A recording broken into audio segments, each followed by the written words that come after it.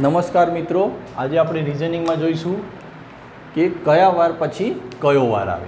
તો આપણે અહીં જોઈએ, જો આજે ગુરુવાર હોય તો 41 દિવસ પછી કયો વાર આવે. તો આપણે ગણવું પડે કે આજે ગુરુ શુક્ર શનિ, પરંતુ અહીં આપણે શું કરવાનું, 41 મૂકી દેવાના, ભાગ્યા કુલ વાર કેટલા, તો 7,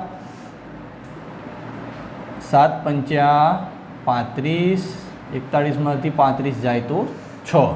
તો ગુરુવાર લખવાનો પ્લસ 6. તો ગુરુવાર પછી છઠ્ઠો વાર કયો આવે, શુક્ર શનિ રવિ સોમ મંગળ બુધ.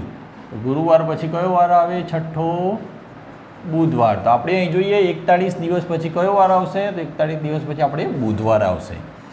હવે અહીં બીજો દાખલો છે, જો આજે સોમવાર હોય તો 230 દિવસ પછી કયો વાર આવે. તો શું કરવાનું આપણે, 230 ભાગ્યા 7, 7 તાળી 21, 2 વધ્યા 0, 7 દુ 14, અહીં વધ્યા 6. તો અહીં લખ્યા આપણે સોમવાર પ્લસ 6. તો સોમવાર પછી છઠ્ઠો વાર કયો, સોમ પછી મંગળ બુધ ગુરુ શુક્ર શનિ રવિ.